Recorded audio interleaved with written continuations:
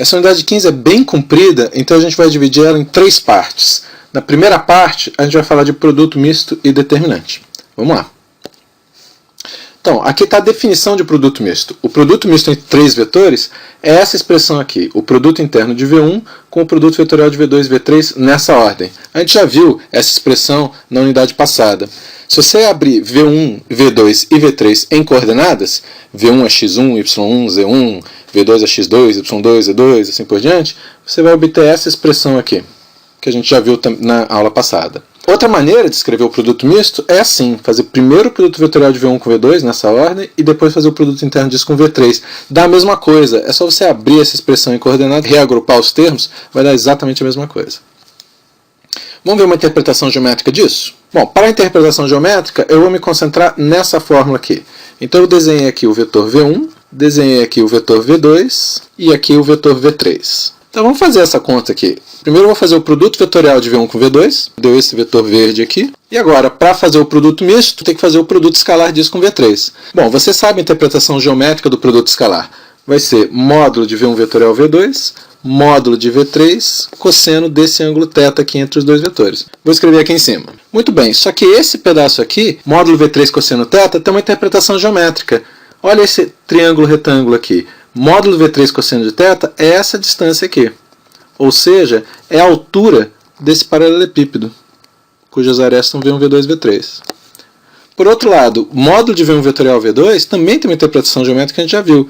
É a área desse paralelogramo aqui.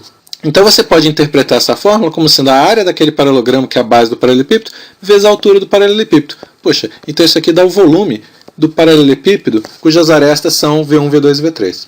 Bom, é mais ou menos isso, né? Porque essa ideia de que o V3 cosseno θ vira o H depende da posição relativa dos vetores.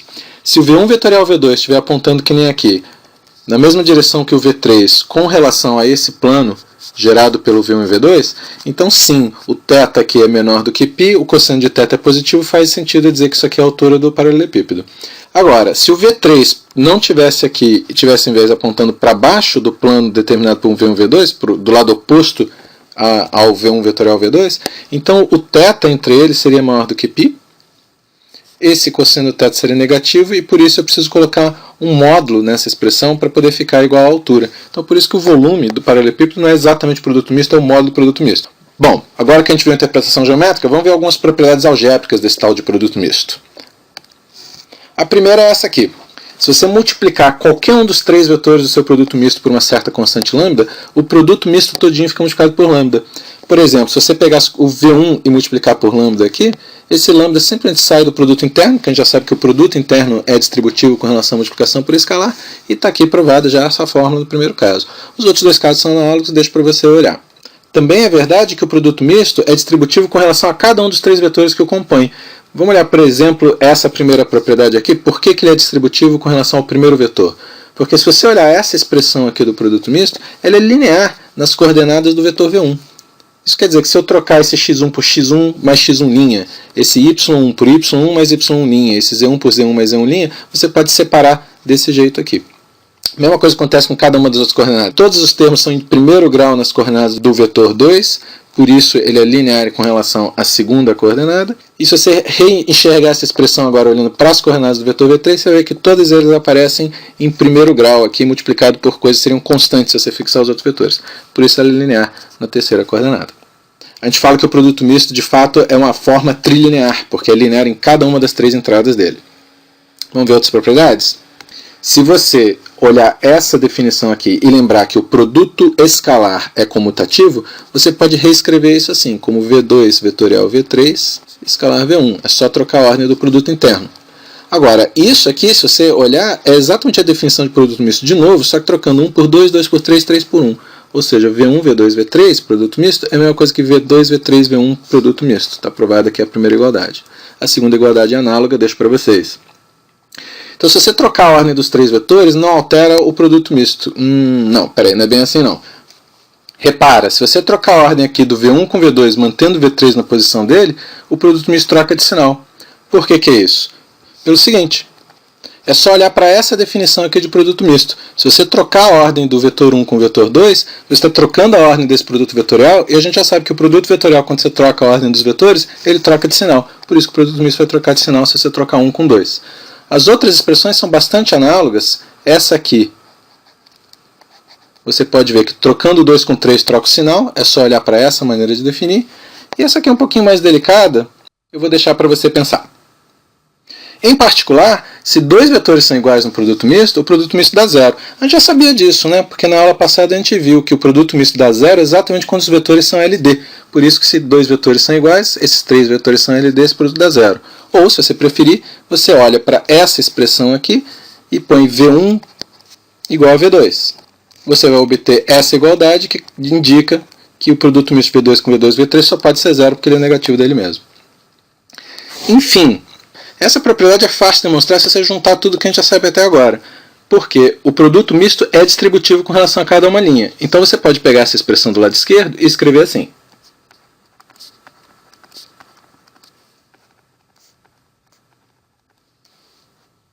Só que essa expressão aqui é nula.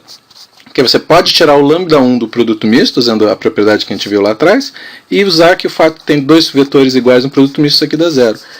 Mesma coisa aqui, esse cara aqui é zero, porque esse vetor é linearmente dependente desse. Então por isso que essas duas expressões aqui são iguais. A partir do produto misto, a gente pode definir uma operação para matrizes, que é o determinante.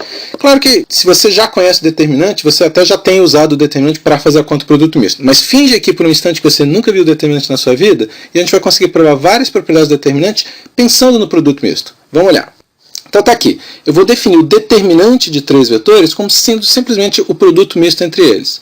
Você pode pensar nisso da seguinte forma, pega uma matriz cujas três linhas são esses três vetores, o determinante dessa matriz vai ser o produto misto desses três vetores. Quais são as propriedades disso?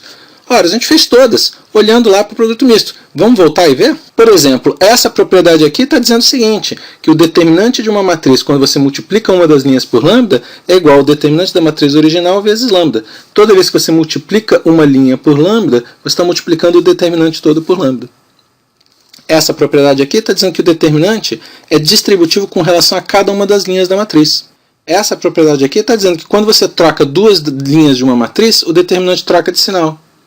Essa propriedade aqui está dizendo que se duas linhas de uma matriz são iguais, o determinante é zero. Essa propriedade aqui está dizendo que somando a uma linha uma combinação linear das outras duas, o determinante não se altera. Todas aquelas propriedades de determinante que provavelmente você já conhece de outros lugares. Então, vamos resumir isso tudo num slide só. Tá aqui, pausa o vídeo se você quiser lê-las com calma, eu espero. Bom, vamos agora ver outras maneiras de enxergar um determinante. Então, eu vou para isso definir o menor de uma matriz. Dada uma matriz A 3x3, o menor A e J dela é o seguinte, é o determinante da matriz 2x2 que você obtém quando você retira a linha I e a coluna J. Ih, caramba, não entendi nada. Olha, é tranquilo. Aqui está uma matriz 3x3, você quer o menor A11, é fácil. Você joga fora a primeira linha, joga fora a coluna, vê o que sobrou, monta um determinante com isso e dá um número. O menor A11 é esse número aqui. Quer o menor A23? Vai lá no elemento A23 da matriz, joga fora a linha, joga fora a coluna, o que sobrar monta um determinante. Esse determinante é o A23. E assim por diante. Tem vários outros menores que eu não estou escrevendo aqui. Eu escrevi 3 deles, mas tem de fato 9 menores possíveis. Isso aqui vai ajudar a gente a dar uma outra maneira de calcular o determinante. Vamos ver. Se você pegar a expressão original do produto misto de 3 vetores, e, bom, trocar o x1, y1, z1 por a1, a12, a13, que nem eu fiz aqui, é essa expressão que a gente escreveu lá na frente. Observa que esses três determinantes que estão aqui são exatamente os menores, a12, a13 e a11. Então você pode reescrever esse determinante aqui nessa linha. A11, A11, A12, A12, A13, A13, você ouviu quando eu falei A minúsculo e A maiúsculo, né? Tem que tomar um cuidadinho só, porque um deles vem com sinal negativo, que é esse aqui, é o do A12. Você pode reescrever o seu determinante de outras maneiras. Se você reescrever aquela expressão toda, você pode reescrevê-la assim. Isso quer dizer que o seu determinante é A21, A21, A22, A22, A23, A23, com alguns sinais trocados. Nesse caso, tem que trocar o sinal do A21 e do A23. Peraí, isso está meio confuso. Quando é que eu troco de sinal, quando é que eu não troco de sinal? Bom, você vai ver que os sinais vêm trocados nesses elementos que eu estou marcando aqui na matriz. Ou seja, os elementos onde a soma dos índices é ímpar. Por isso você pode representar essa coisa toda por menos 1 elevado à soma dos índices, que aí vai dar menos 1 quando for ímpar e 1 quando for par. Vamos escrever aqui, por exemplo, o desenvolvimento por linha, usando a terceira linha para desenvolver esse determinante? Então acompanha aqui. Você desenvolveria pela terceira linha da seguinte forma. Você vai pegar esse A31, vai multiplicar por Azão31, que seria o determinante dessa matriz aqui, A23 menos A22, A13. Você vai pegar esse A32 e vai multiplicar pelo menor correspondente, que é A32. E você vai pegar essa aqui, A33, e vai multiplicar pelo menor correspondente, que é Azão33. Quais deles que tem sinal negativo? É só ver os índices. Esse aqui é o que tem sinal negativo porque é 3, 2, 3 mais 2, 5. Os outros, 3 mais 3 é 6, é par, 3 mais 1 é par. Está aqui o desenvolvimento pela terceira linha. Esse negócio de desenvolver por linhas pode ser extremamente útil para calcular determinante se você tem uma linha com muitos elementos nulos. Quer ver um exemplo? Está aqui ó, um exemplo. Para calcular esse determinante, em vez de usar aquela regra de Sarrus que o pessoal está acostumado, é muito rápido nesse caso fazer isso aqui. Desenvolve pela segunda linha. Vai ser 0 vezes alguma coisa que não me interessa, porque 0 vezes qualquer coisa é 0. Mais 0 vezes alguma coisa que não me interessa, porque é 0. Só vai ficar esse termo aqui, menos 4 vezes o menor correspondente ao A23 desse negócio. Cuidado, tem que botar um sinal de menos, porque aqui é o elemento A23. 2 mais 3, 5, precisa do menos extra. Faz essa conta aqui, 2 mais 3, 5. Dá 20, rapidinho eu calculo o determinante dessa matriz. Em geral, se você quiser uma expressão, essa aqui é a expressão. O determinante de uma matriz pode ser desenvolvido por uma linha, escrevendo A e J, Azão e J, bota os sinais corretos na frente de cada um e soma tudo em J. Vamos terminar essa aula fazendo um exemplo um pouco mais complicado, calcular um determinante, mas de novo, eu não quero usar a regra de Sarrus nesse caso, porque eu queria fazer uma coisa um pouquinho mais rápida. Tá aqui. Se você quiser fazer, pausa o vídeo e eu te espero. Bom, vamos lá. Eu vou usar os seguintes truques. Primeiro truque, eu sei que um determinante não se altera quando você soma uma das linhas uma combinação linear das outras. Então eu vou pegar a segunda linha e vou subtrair dela a primeira. Vou fazer aqui tipo a segunda menos a primeira. Vai ficar assim. Vou pegar a terceira linha e subtrair 3 vezes a primeira. Vou fazer isso aqui.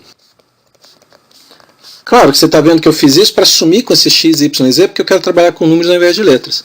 Agora eu vou desenvolver pela primeira linha. É x vezes 2 vezes 6 menos 5 vezes 3. Y vezes 1 vezes 6 menos 4 vezes 3, faz a conta dá menos 6. Z vezes 1 vezes 5 menos 4 vezes 2 dá menos 3 também. Só tem que tomar cuidado que o y, por estar numa posição ímpar, que é a posição 1, 2, ele vem com sinal de menos. Os outros vêm com sinal de mais.